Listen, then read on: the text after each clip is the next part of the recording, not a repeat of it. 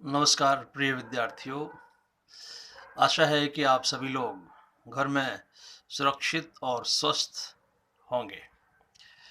ये लॉकडाउन के समय में जो ऑनलाइन क्लासेस की बात हो रही है, इसके सिलसिले में कुछ वीडियोस मैंने आपको पहले भी सेंड करे हुए हैं और आज थोड़ी और कोशिश करना चाह रहा हूँ और ख़ास तौर से असेसमेंट का अपना एक टॉपिक रह गया था, उसकी बात थोड़ी और करना चाह रहे हैं।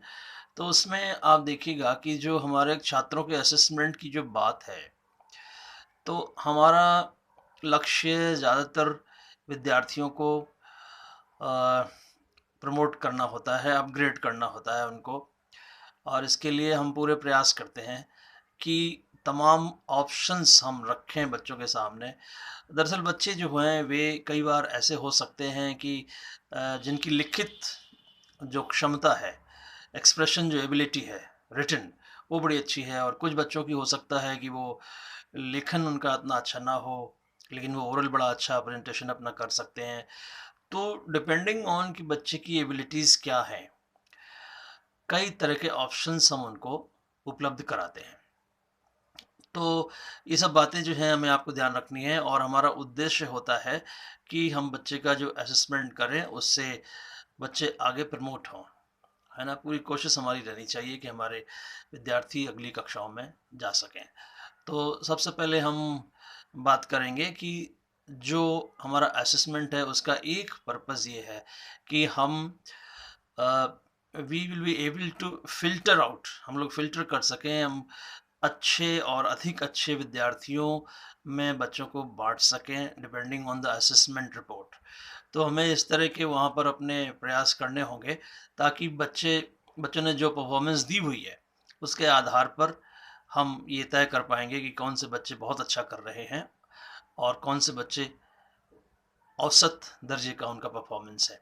तो यहाँ आप देखेंगे कि जो प्रश्न आपने रखे हुए हैं उनके लिए, उनकी जो डिफ़िकल्टी लेवल है, उसमें आप इस बात को निर्धारित कर सकते हैं कि आप विद्यार्थियों को अलग-अलग अलग-अलग तरह के प्रश्न देंगे, तो जो ऐसा ना हो कि कोई इतना कठिन प्रश्न हो जो कोई भी हल ना कर पाए, और ऐसा भी नहीं होना चाहिए कि कोई इतना सरल सा प्रश्न हो जिसके सभी लोग उत्तर दे दें। तो डिफ़िकल्टी लेवल कुछ इस तरह की हो जो आपने प्रश्नों में रखी हुई है। कुछ प्रश्न ऐसे ज़रूर हों जिससे कि लोगों में एग्ज़ाम को पास करने की जो एक क्राइटेरियन है उसको वो पूरा कर सकें, तो पास तो हो जाएँगे। उसके बाद फिर अच्छे विद्यार्थी कौन हैं? तो अच्छा विद्यार्थी वो होगा जो सभी प्रश्नों का और कठिन-कठिन प्रश्नों का भी जवाब दे सकेगा। तो इस तरह से फ़िल्टरिंग एबिलिटी हमारे असेसमेंट में होनी चाहिए। पहली बात जो हमको ध्यान रखनी है, और ख़ास तौर से ये बात हमें जब हम पेपर बना रहे होते हैं, क्वेश्चन पेपर बना रहे होते हैं, तो उसी समय ये मन में रखना होता है। दूसरा ये है कि विद्यार्थियों को हर समय इम्प्रूव करने के लिए ऑप्शंस भी हमें रखने पड़ते हैं। तो किस तरह से विद्यार्थी इम्प्रूव करेंगे? तो आप ऐसा कर सकते हैं कि जैसे आपने असेसमेंट करा और उनको एक अवसर दिया, और बाय द वे अगर ऐसा हुआ है कि एक अवसर पर विद्यार्थी सफलता प्राप्त नहीं कर पाया, तो हम कुछ उसे दूसरा अवसर भी दे सकते हैं। तो जैसे आपने कई बार देखा होगा कि असेसमेंट की यदि मैं पूरी बात करूं, तो एक परीक्षा में, एक समय में यदि विद्यार्थी अनुत्तीर्ण हो भी गया है, तो हम उसको पूरे साल में अनुत्तीर्ण हो गया ऐसा घोषित नहीं करते, बल्कि और ज़्यादा अगली बार ऑप्शंस देते हैं। तो हर समय इस बात की गुंजाइश रहती है कि विद्यार्थी अपना परफॉर्मेंस इम्प्रूव कर सके। इसके उदाहरण के तौर पर यदि आप सोचना चाहें, तो जिस तरह से एक सप्लीमेंट्री एग्ज़ाम होता है, या एसेंशियल रिपीट जो पेपर आपने सुना होगा, है ना? कई बार इस तरह से हम लोग बच्चों को ऑप्शन देते हैं कि वो अपना इम्प्रूवमेंट कर सकें। तो इस तरह की संभावनाएँ भी हमारी असेसमेंट प्रोसेस में होनी चाहिए। और तीसरी एक और बात मैं ख़ास तौर से आपको बताना चाह रहा हूँ, वो ये है कि कितना इंटरनली आप उसे असेस करेंगे और कितना एक्सटर्नल एग्ज़ाम लेके वो बच्चा अपने आप को कंप्लीट करेगा, अपना परफॉर्मेंस को, इस बात पर भी थोड़ा गौर करना है, और उसका रेशियो एक तय कर लेना चाहिए।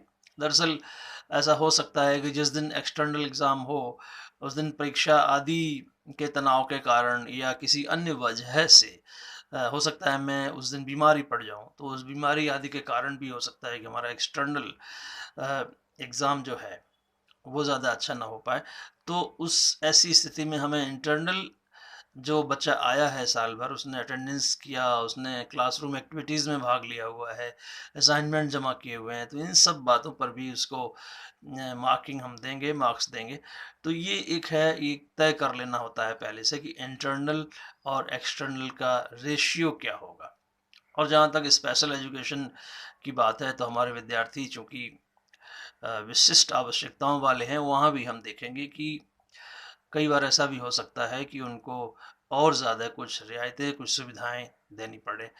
तो जैसे एक दिन हम लोग बात कर रहे थे कि जब हो सकता है कि अगर ये बच्चों की बात हो रही है कि बच्चे अगर मान लीजिए ऐसे हैं कि जिनको अभी लिपि का ज्ञान नहीं है, ब्रेल जिसको नहीं आती है ना? तो उनकी परीक्षाएँ मौखिक रूप से ली जा सकती हैं।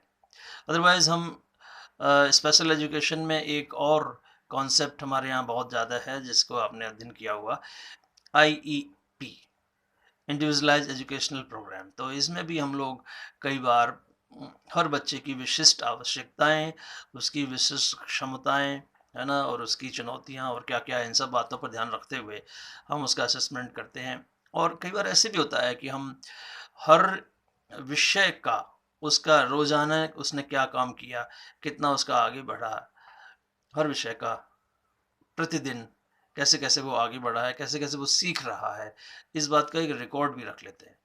तो इसको पोर्टफोलियो बोलते हैं। तो पोर्टफोलियो भी असेसमेंट कर सकते हैं हम, मतलब इसकी सहायता ले सकते हैं, ना केवल कि उसका टर्म एंड एग्ज़ाम होगा और उसमें अगर वो अच्छा नहीं कर पाया, तो कई बार हम उसकी जो पूरी साल का जो उसका रिकॉर्ड है, और कई बार ऐसे होता है कि ख़ास मैं बहुत ही चैलेंज्ड जो बच्चे हैं, मल्टीपल हैंडीकैप बच्चों की बात मैं कर रहा हूँ, उन बच्चों की असेसमेंट के लिए कई बार हमें इस तरह की बातों पर भी ध्यान देना पड़ता है।